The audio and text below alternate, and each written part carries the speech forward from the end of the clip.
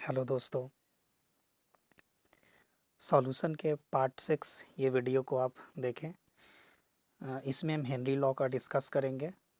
पूरे ये Henry law और इससे रिलेटेड जो एनसीईआरटी के न्यूमेरिकल दिए हुए हैं वो हम डिस्कस करेंगे। तो अगर आपने पिछले वीडियो नहीं देखा है सॉल्यूशन के पार्ट 5 4 तो आप उसको देख लें। बने रहिए। मेरा नाम है पंकज सर, आप देख रहे हैं साइंस वर्ल्ड। हाँ, लेकिन एक चीज़ नहीं भूलें, देखने के बाद वीडियो को ज़रूर लाइक और शेयर कर दें, है ना, और सब्सक्राइब ज़रूर कर दें ताकि आपके पास नोटिफिकेशन इसका पहुंच जाए नए वीडियो का। जैसे हेनरी लॉ क्या कहता है, हेनरी लॉ में हम लोग डिस्कस करते हैं। जैसे ये हेनरी लॉ बहुत ही इम्पोर्टेंट टर्म है ना। हेनरी एक साइंटिस्ट का नाम है, उसी के नाम पर ये हेनरी लॉ दिया गया है। ये हेनरी लॉ अगर देखिएगा तो बहुत ही एग्ज़ाम के व्यू से, आईएससी के एग्ज़ाम के व्यू से बहुत ही इम्पॉर्टेंट है। आप इसको वीवीआई कर लीजिएगा। जैक बोर्ड में ये पूछा जाता है क्वेश्चन कि right Henry law, okay, mention it's applications. तो एप्लीकेशंस के साथ ये जब भी पूछा जाता है तो एप्लीकेशंस के साथ पूछा जाता है। तो हेनरी लॉ है क्या? जैसे कहा जाता है कि यहाँ लिखे हैं कि at a constant temperature the solubility of a gas in a liquid is directly proportional to the partial pressure of the gas above liquid surface. Okay, कहता है कि कांस्टेंट टेम्परेचर, टेम्परेचर आप फिक्स करिए, टेम्परेचर को constant रखिए। जो solubility of gas, gas का जो भी सॉल्युबिलिटी होगा लिक्विड के अंदर, लिक्विड में, ठीक है, वो directly proportional to the partial pressure of the gas. Partial pressure के गैस के डायरेक्टली प्रोपोर्शनल होगा, यानी सीधा समानुपाती होगा। इसका मतलब क्या है? इसका कहने का ये मतलब है हेनरी लॉ का कॉमर्शियल लाइफ में या तो इंडस्ट्रियल पर्पस इसका बहुत ज़्यादा यूज़ है हेनरी का।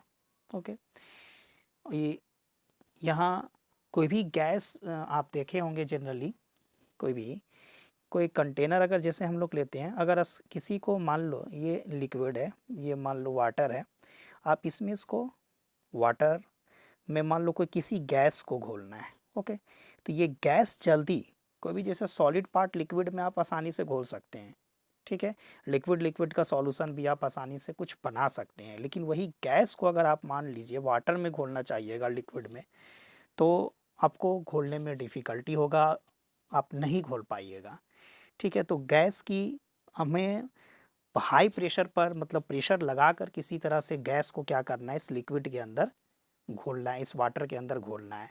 आप देखते होंगे जितने भी एक्वाटिक एनिमल्स हैं या तो फिर एक्वाटिक एनिमल्स ऑक्सीजन को कंजर्व करते हैं, ऑक्सीजन को टेकन करते हैं, तो आप वहाँ देखे होंगे क्या कि डायरेक्टली यहाँ ऑक्सीजन का ये पार्ट,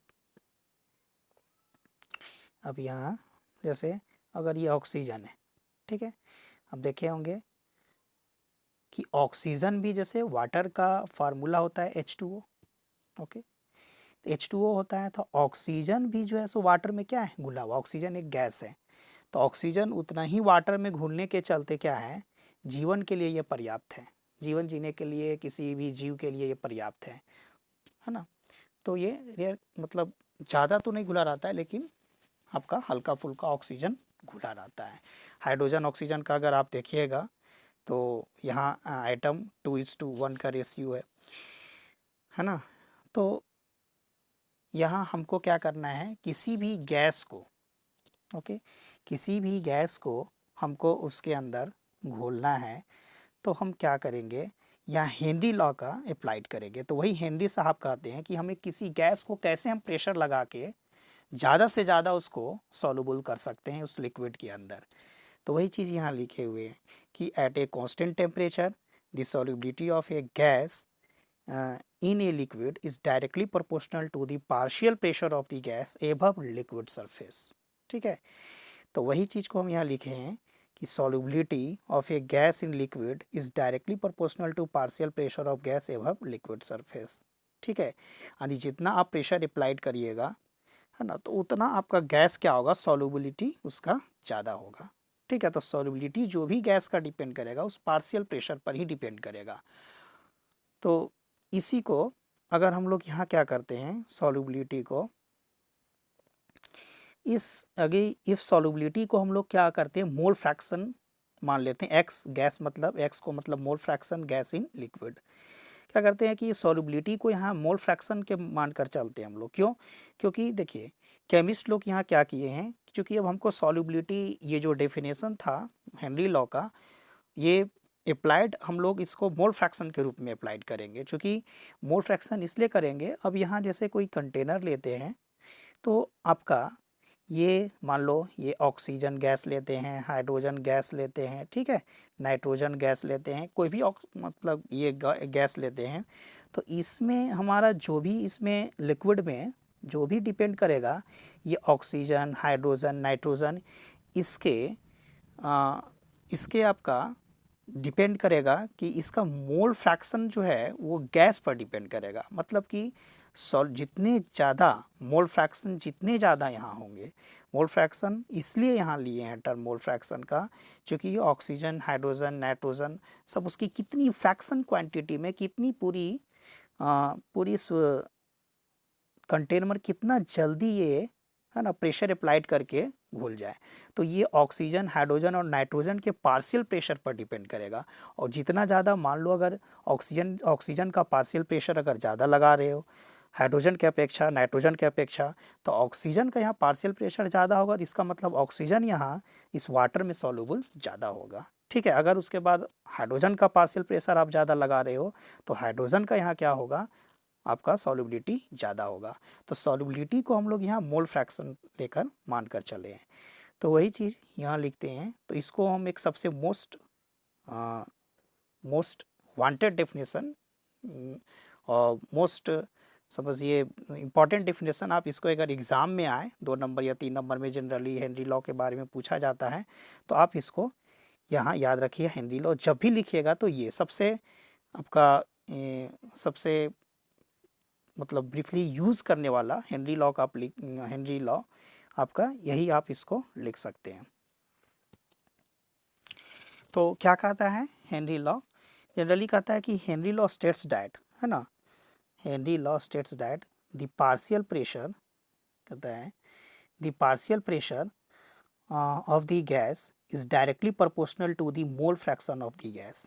ओके, कहता है कि हेनरी लॉ कि the partial pressure of the gas, हम नहीं बोले कि पार्शियल प्रेशर ऑफ, इसको उल्टा करके हम लोग लिखेंगे। उल्टा जो ये गैस जो है आप ये देख रहे हैं, ये जो गैस है मोल fraction of gas in liquid, है ना, ये जो है ये डायरेक्टली प्रोपोर्शनल यहाँ हो गया क्या, मोल फ्रैक्शन। सॉल्युबिलिटी को अगर मोल फ्रैक्शन हम लोग मानकर चल रहे इसको, मोल फ्रैक्शन आपका ये, ठीक है, तो पार्शियल प्रेशर जो भी होगा गैस का वो आपका मोल फ्रैक्शन ऑफ लिक्विड का क्या होगा, डायरेक्टली प्रोपोर्शनल होगा। इसको आप उलट कर लिख दीजिए। तो पलट कर लिखेंगे तो यही चीज़ यहाँ लिखे हुए हैं आपका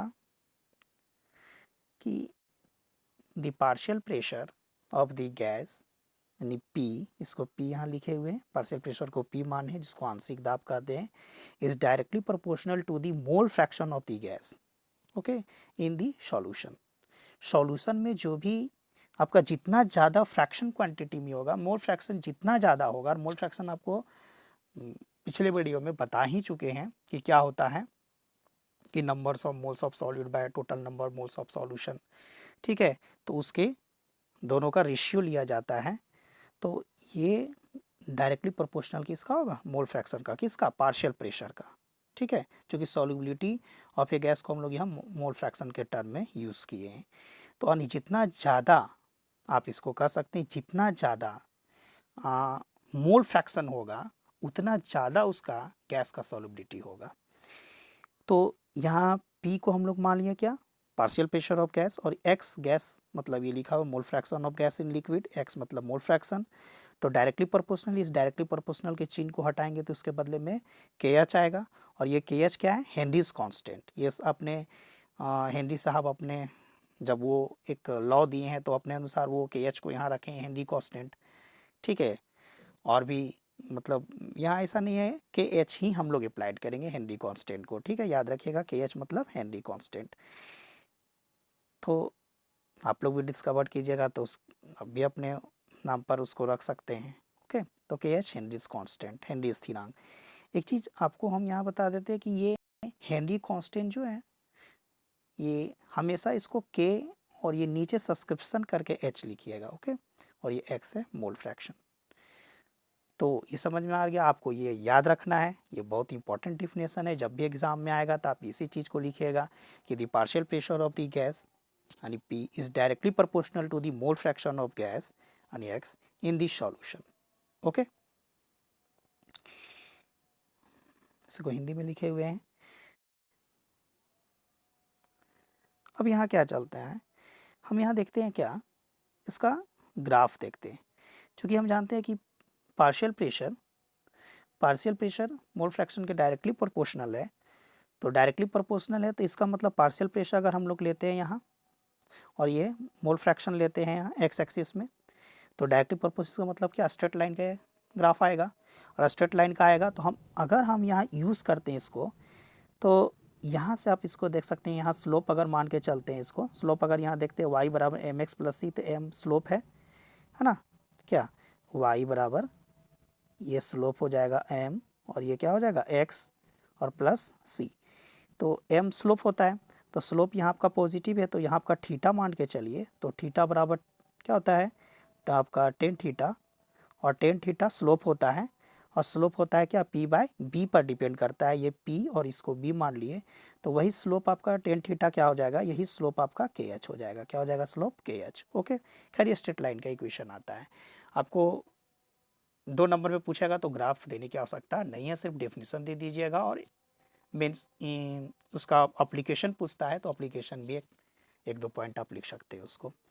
अभी हम नेक्स्ट इसको चर्चा करेंगे। जैसे अगर उसी चीज़ को हम प्लॉट के लिख दें, अगर मोल फ्रैक्शन ऑफ गैस पूछा है तो पार्शियल प्रेशर को अगर हम के एच से डिवाइड कर दिया तो मोल फ्रैक्शन ऑफ गैस निकल जाएगा कहाँ से, आप यहाँ से देख सकते हैं, एक्स मतलब मोल फ्रैक्शन, तो बराबर पी बटा के एच हो जाएगा, ओके। अब यहाँ यूनिट अगर हम देखें, यूनिट के एच का, तो यूनिट के एच का आपको क्या देखने को मिलेगा,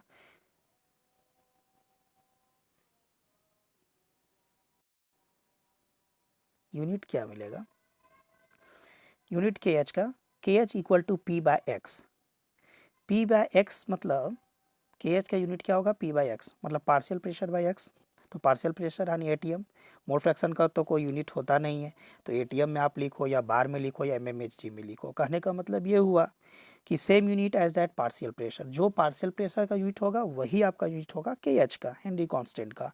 हाँ, डिपेंड क्या चीज़ पर करता है, depends on nature of gas and nature of solvent. Depend करता है आपका किस तरह का नेचर है गैस का या नेचर सॉल्वेंट के नेचर और गैस के नेचर पर आपका हेनरी कांस्टेंट डिपेंड करता है, ठीक है। ये हेनरी कांस्टेंट डिपेंड करना है, अलग अलग सॉल्वेंट के लिए अलग अलग हेनरी कांस्टेंट का मान होगा, उसके लिए आपको चार्ट में दिया रहेगा, ओके। अब एनसीईआरटी के टेबल में बनाया हुआ उसमें आप देख सकते हैं कि अलग अलग सॉल्वेंट के लिए अलग अलग हेनरी कांस्टेंट के रूप में दिया हुआ है, ओके। यह एक आपका बेसिक टर्म, ये सब आपको एग्जाम में नहीं लिखना, आपका कंसेप्ट के लिए, जिसमें ताकि आप न्यूमेरिकल बना सके या ऑब्जेक्टिव क्वेश्चन को सॉल्व कर सके। कंपटीशनल एग्जाम में आपका आईआईटी जेईई या तो फिर मेडिकल एंट्रेंस एग्जाम में आप ये चीज़ को समझ कर आप इसको क्वेश्चन को सॉल्व कर सकते हैं। जैसे यहाँ हम क्या एक बेसिक दिए, जैसे डैट इज के एच यानी हेनरी कांस्टेंट, ये तीर का निशान ऊपर करके दिए हैं, इसका मतलब क्या है, इंक्रीजेस। हेनरी कांस्टेंट अगर आपका इंक्रीज करेगा यानी कि ग्रेटर होगा तो सॉल्युबिलिटी आपका क्या करेगा, डिक्रीज होगा। क्यों भाई डिक्रीज होगा, आप यहाँ से देख सकते हैं, यहाँ से देख सकते हैं क्या कि K H, okay, K H inversely proportional to, आपको हम दिखा रहे हैं क्या, K H inversely proportional to X, और एक्स तो मोल फ्रैक्शन यानी सॉल्युबिलिटी मान के चले हम लोग, सॉल्युबिलिटी को ही ना मोल फ्रैक्शन मान के चले हैं। तो के एच इन्वर्सली प्रोपोर्शनल टू, चूंकि 1/x है, आप यहाँ देख सकते हैं कि K H inversely proportional to 1/p है, सॉरी 1/x है। तो यानी कहने का मतलब जितना ज़्यादा मोल फ्रैक्शन होगा हेनरी कांस्टेंट उतना ही कम होगा, या तो फिर जितना कम होगा मोल फ्रैक्शन का उतना ही आपका क्या होगा, के एच का वैल्यू उतना ही ज़्यादा होगा।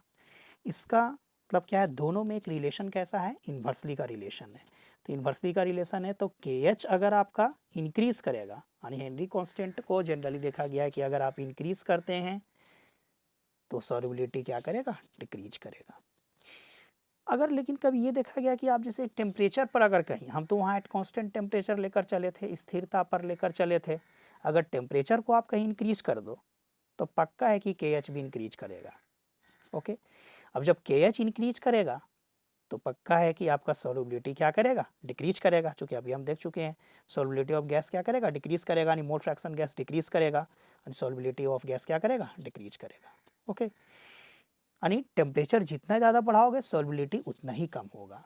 अरे ये तो अब देख भी सकते हैं कि आप किसी भी सॉल्यूशन में अगर गैस को आप घोलना चाह रहे हैं, जितना ज़्यादा आप हायर टेम्परेचर कर दो, आप किसी सॉल्यूशन में मान लो किसी, ठीक है, सॉल्यूशन बनाना चाह रहे हैं कोई वाटर में, और वाटर में और जाके आपको कोई गैस को घोलना चाह रहे हैं, ओके, या ऑक्सीजन या नाइट्रोजन कोई भी गैस को, तो आप जितना ज़्यादा यहाँ टेम्परेचर इसको हीट करोगे तो हीट करने के बाद क्या होगा, इसके मॉलिक्यूल्स तो ऐसे भी तो गैस के मॉलिक्यूल्स ऐसे भी रैंडमनेस होते हैं, और जैसे ही इसमें तो ये लिक्विड तो हीट करना शुरू कर जाएगा, ठीक है, वोलाटाइल होना हो जाएगा, वोलाटाइल मतलब कि उड़ना शुरू कर देगा, वाष्पशील हो जाएगा, तो गैस का अमाउंट उतना ज़्यादा यहाँ नहीं घुल सकता, नहीं गैस का सॉल्युबिलिटी क्या करेगा, डिक्रीज कर जाएगा। ओके, तो याद रखिएगा कि टेम्परेचर जहाँ इंक्रीज किया सॉल्युबिलिटी वहीं डिक्रीज आपका कर जाएगा, क्योंकि मोल फ्रैक्शन भी आपका डिक्रीज कर रहा है।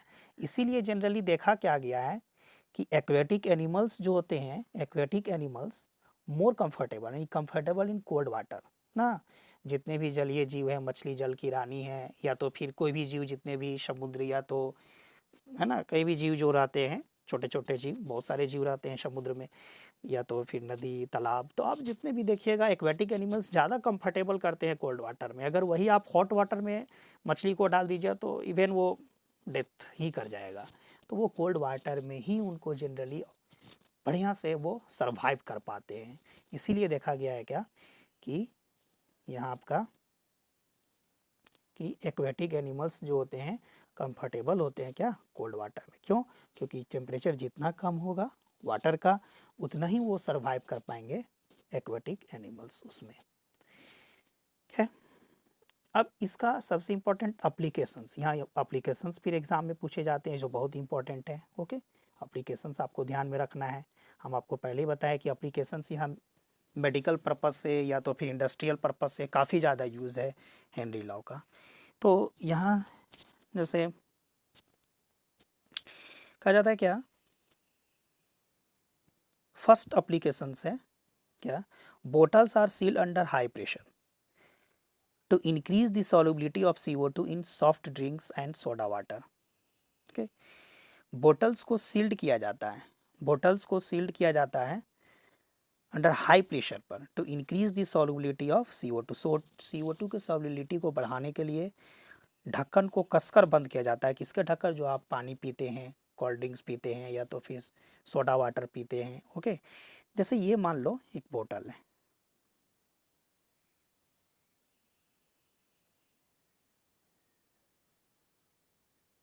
इसे तो ये बनाए नहीं है। ओके, मान के चलते हैं इसको कि ये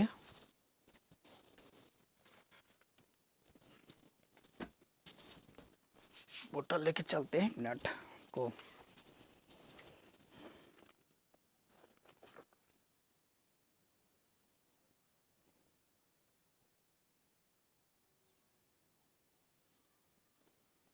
आप देखे होंगे जनरली यहाँ, जैसे आप देखे होंगे कि कोल्ड ड्रिंक्स में आप कोल्ड ड्रिंक्स का जब जैसे पेप्सी, कोका कोला, ये सब का ढक्कन आप जब खोलते हैं तो उसमें से देखे होंगे कि आप गैस निकलता हुआ ना, तो वो कार्बन डाइऑक्साइड गैस जनरली रहता है, ठीक है, जो हाई प्रेशर पर ढक्कन को कसकर बंद किया जाता है।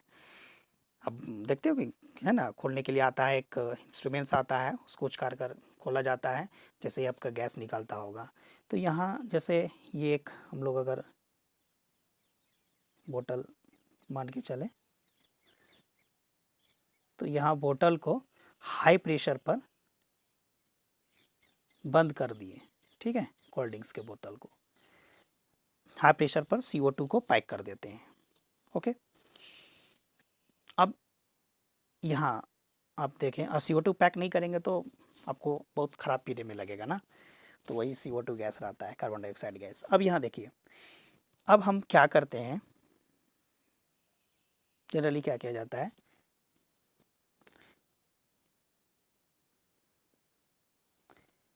जैसे ही मान लीजिए आपका ये बोटल्स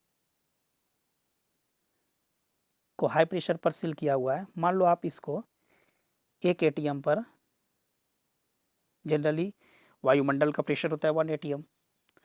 अब जैसे ही प्रेशर इस पे फॉल्स करते हो, जैसे ही ढक्कन को खोलते हो आप, तैसे ही यहाँ प्रेशर क्या करता है, इसके अंदर जो भी प्रेशर होता है फॉल्स कर जाता है, प्रेशर गिर जाता है, प्रेशर से आपका क्या किया, डिक्रीज कर गया। तो सॉल्युबिलिटी, अब आपको पहले बताया कि पार्शियल प्रेशर, जितना ज़्यादा पार्शियल प्रेशर होगा सॉल्युबिलिटी उतना ही ज़्यादा मैक्सिमम होगा। तो सॉल्युबिलिटी यहाँ क्या करेगा, डिक्रीज कर जाएगा। सॉल्युबिलिटी क्या करेगा, डिक्रीज कर जाएगा। चूँकि प्रेशर आप फॉल्स कर दिए तो सॉल्युबिलिटी निश्चित है यहाँ क्या करेगा, डिक्रीज कर जाएगा। ओके, और CO2 जो है सो तुरंत आपका क्या करेगा, फिक्स करेगा, मतलब CO2 आपका गैस वोलाटाइल हो जाएगा, तुरंत उड़ जाएगा, है ना। इसलिए बोटल्स को, जितने जनरली सोडा वाटर को आप याद रखिएगा, सोडा वाटर या कोल्ड ड्रिंक्स के बोतल को एकदम हाई प्रेशर पर क्या किया जाता है, उसको कसकर बंद किया जाता है। तो ये हैंडी लॉ का सबसे मोस्ट वांटेड एप्लीकेशन है। अब क्या होता है सेकेंड, फिर क्या देखते हैं, देखते हैं सेकेंड में जैसे, और जैसे हैं कि ये हाई एटीट्यूड पर इसका देखा गया है, किस पर, हाई एटीट्यूड पर। हाई एटीट्यूड पर आपका क्या, जब हाई एटीट्यूड पर आप लोग चढ़ते हैं, जैसे हाई एटीट्यूड करने का मतलब है कि कहीं ऊंचाई जगहों पर चले जाते हैं, ऊंचाई प्रदेश में, या तो फिर माउंट एवरेस्ट पर चले जाते हैं, पर्वत पर, चोटी पर। तो वहाँ क्या होता है, ऊपर जैसे ही जाएंगे आप, ऑक्सीजन की लेवल कम हो जाती है, ऑक्सीजन की लेवल कम हो जाती है। तो यहाँ वही क्लाइंबर्स मतलब होता है चढ़ना। तो वहाँ क्या करेगा, आप यहाँ जनरली देखते होंगे क्या, प्रेशर क्या करेगा, फॉल कर जाएगा। जब प्रेशर फॉल करेगा, प्रेशर चूँकि आपका तो ऑक्सीजन वहाँ कम हो गया है, ऑक्सीजन कम हो गया है तो क्या करेगा, प्रेशर निश्चित है कि आपका प्रेशर फॉल करेगा, प्रेशर डिक्रीज कर जाएगा। अब जब प्रेशर डिक्रीज कर जाएगा तो सॉल्युबिलिटी जो है O2 का, जो ब्लड में मेरा जो ऑक्सीजन जो घुला हुआ है, ऑक्सीजन बहुत ही रोल निभाता है ब्लड में, ओके, ट्रांसपोर्ट करने के लिए, है ना। तो सॉल्युबिलिटी जो ऑक्सीजन का है ब्लड में, वो क्या करेगा, फॉल कर जाएगा, डिक्रीज कर जाएगा। नीचे की ओर जो दिखाया हुआ है तीर का निशान, इसका मतलब है डिक्रीज कर जाएगा।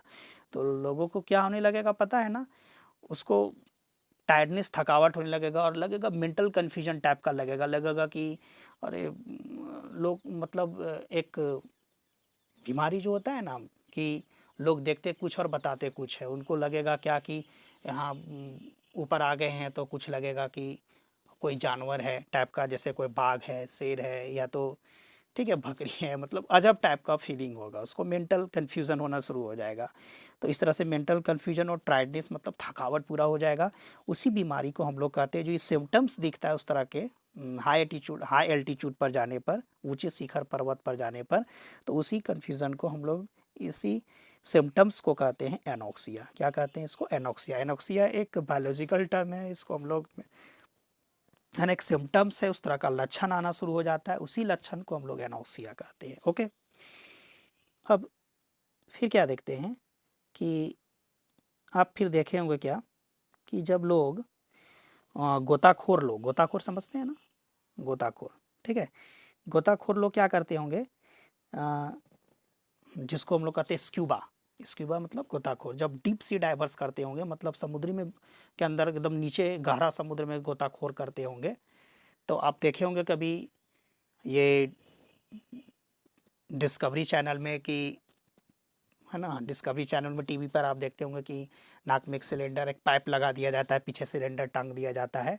तो वो सिलेंडर में जनरली होता क्या है, वो सिलेंडर में जनरली हीलियम गैस का आप डाइल्यूट करके बनाया रहता है, डाइल्यूटेड रहता है, ठीक है। उसका भी हम बता रहे हैं कि क्या आखिर लोग उस सिलेंडर को क्यों टांग कर ले जाते हैं।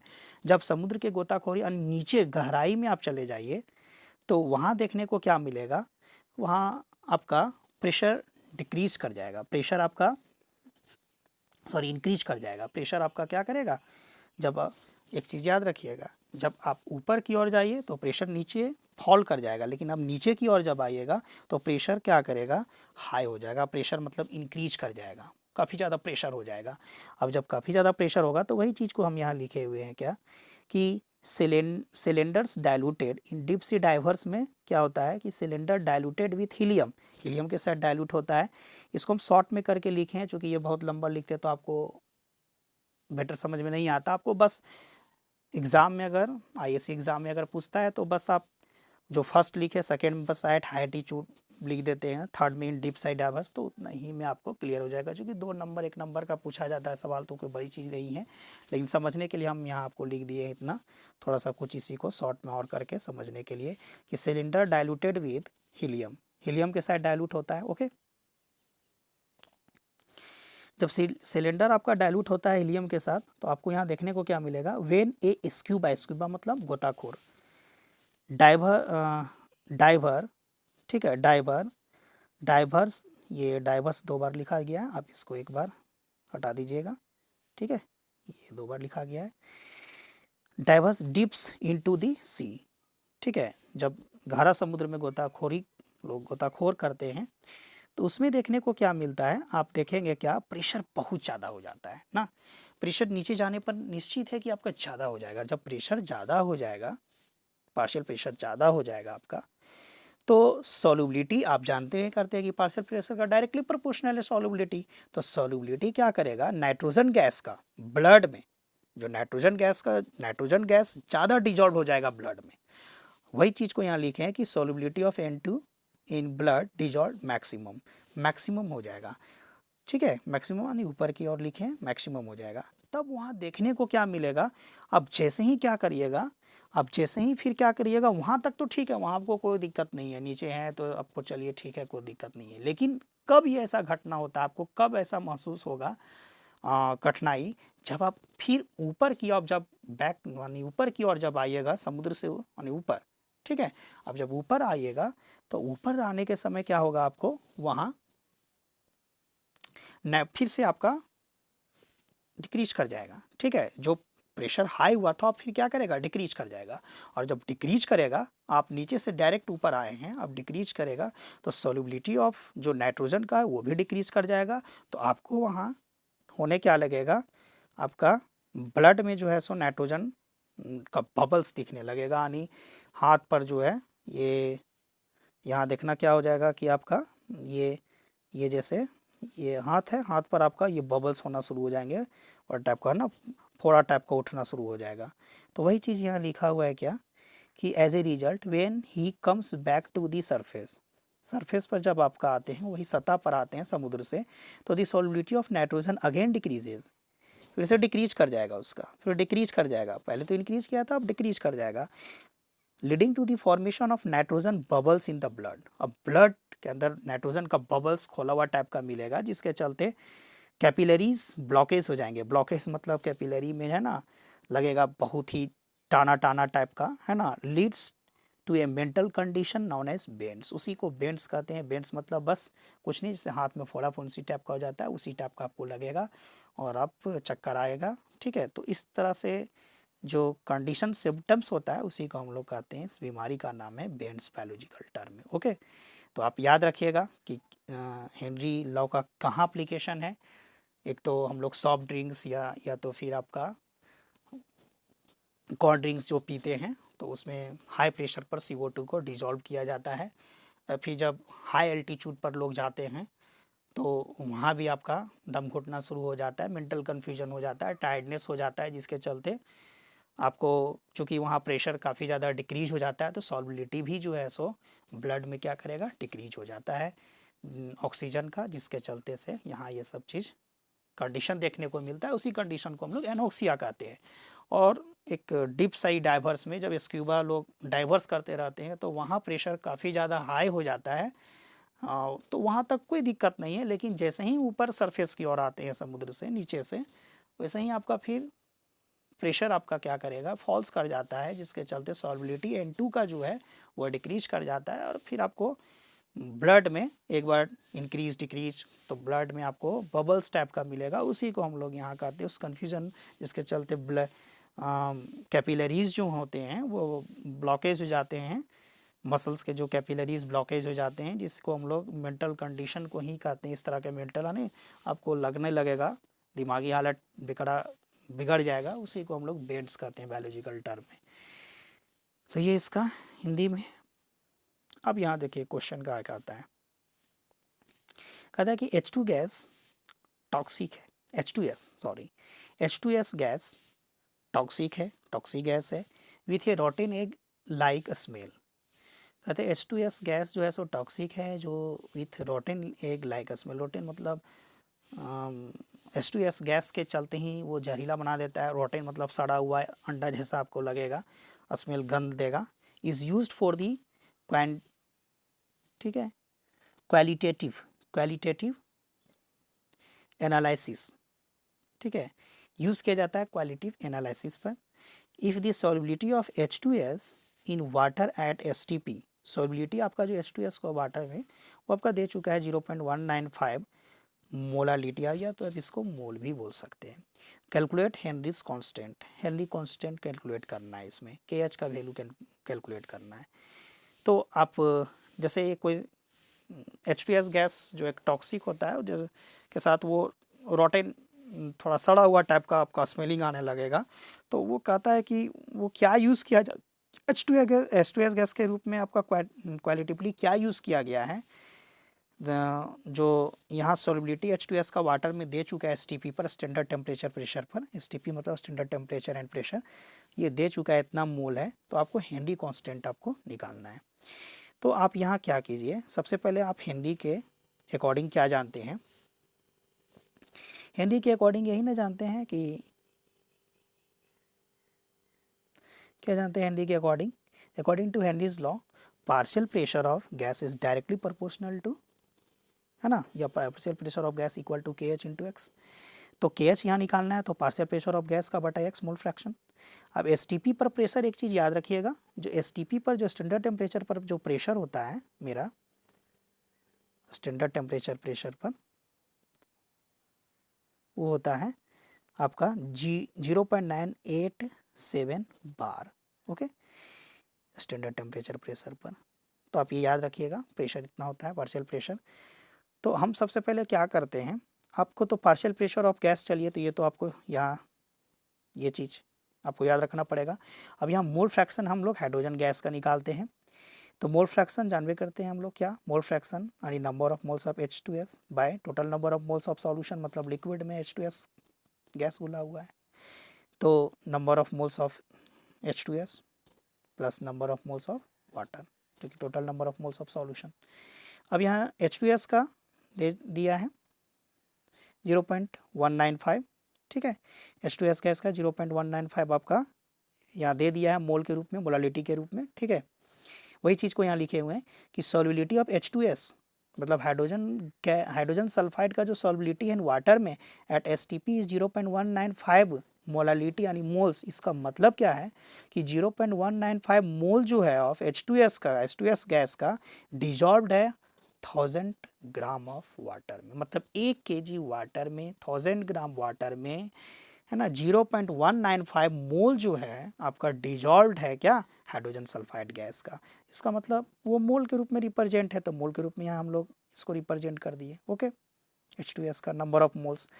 अब यहाँ क्या किए हैं, ये H2S का 0.195, अब ये number of moles of water का निकालें। Number of moles of water के कैसे निकालेंगे, क्योंकि हम लोग जानते हैं मोल्स, हम लोग अभी देखें कि मोल्स ऑफ वाटर निकालना है, नंबर ऑफ मोल्स तो वेट बाय उसका मॉलिकुलर वेट, तो वेट 1000 ग्राम वाटर में ना डिजॉल्व है, तो 1000 ग्राम बाय इसका मॉलिकुलर वेट वाटर का 18 ग्राम पर मोल, तो ये ग्राम ग्राम हट गया, तो पर मोल ऊपर जाएगा तो मोल में, तो ये आप इसको डिवाइड करिएगा 1000 को 18 से, तो 55.56 आ जाएगा ये मोल में, ओके। तो यही हम यहाँ क्या बैठा दिए, नंबर ऑफ मोल्स वाटर का। तो जब आप इसको 0.195 इसको जब ऐड करिएगा तो 55.755 है, अब इसको याद रखिएगा।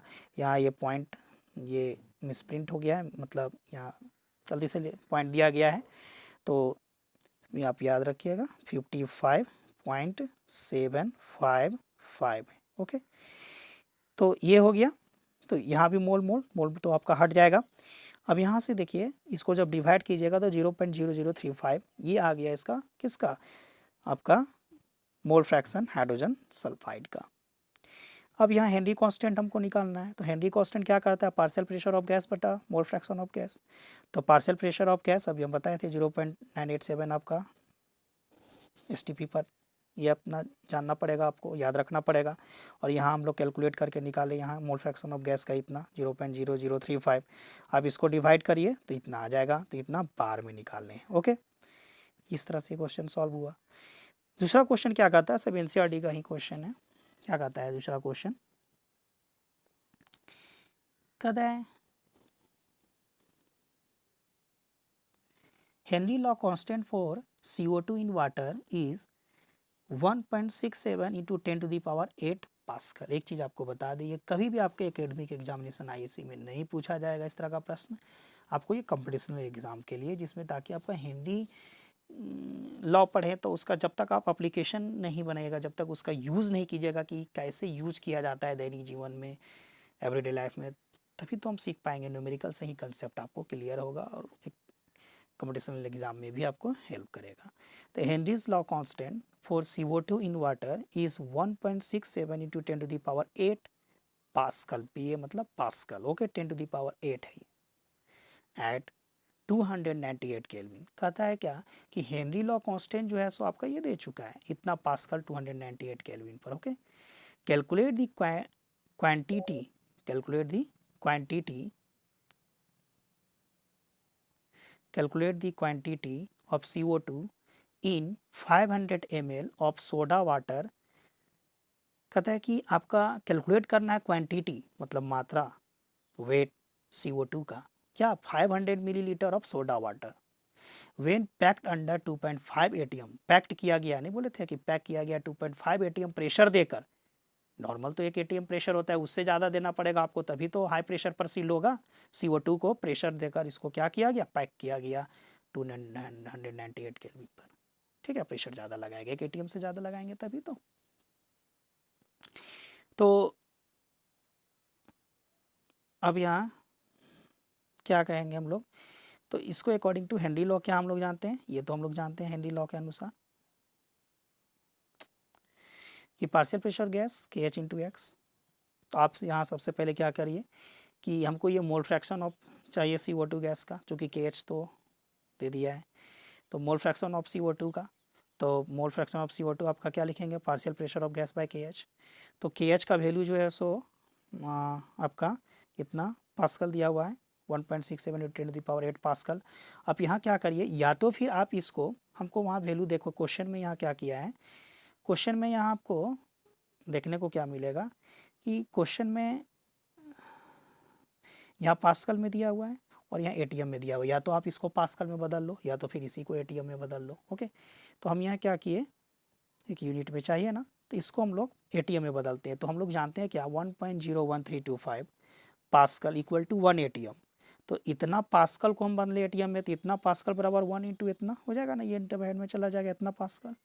ठीक है, 1.01325 से भाग दे दिए इसको, तो ये बदल कर आ जाएगा इतना ATM आपका क्या हो जाएगा, ये ATM में आ जाएगा।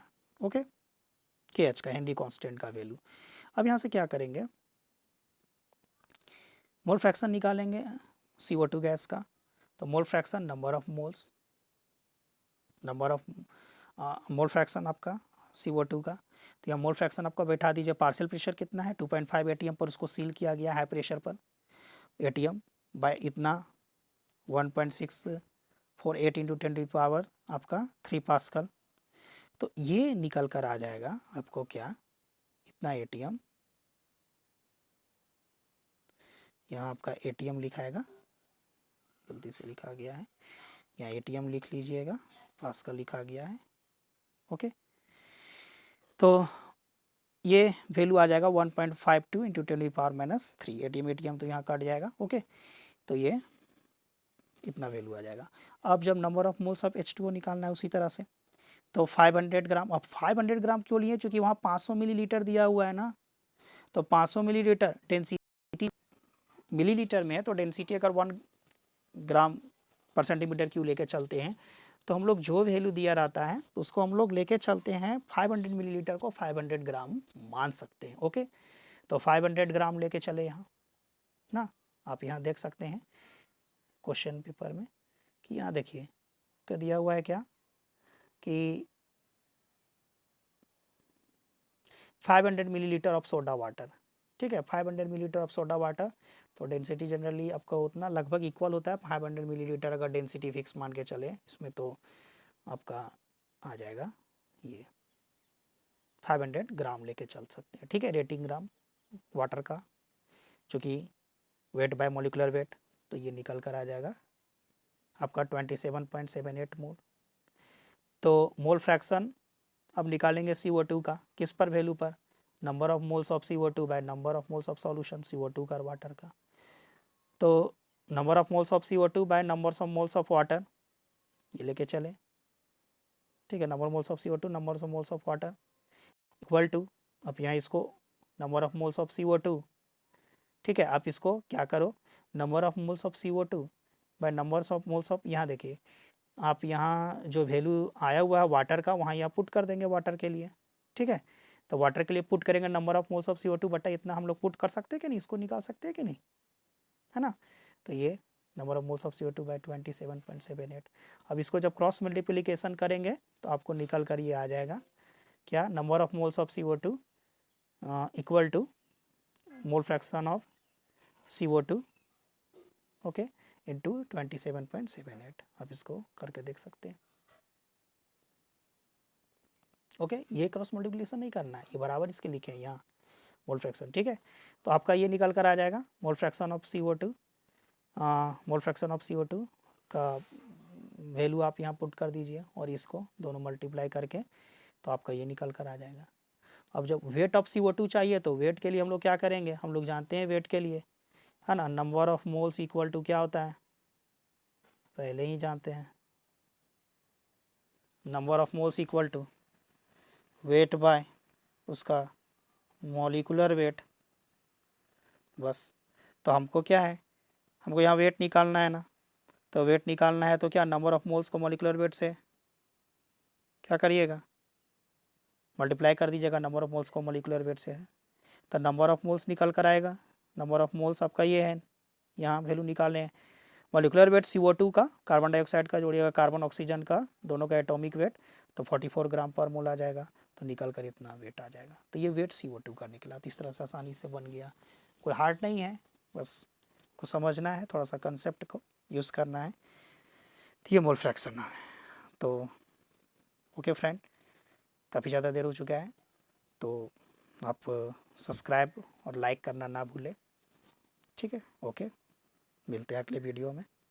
Thank you.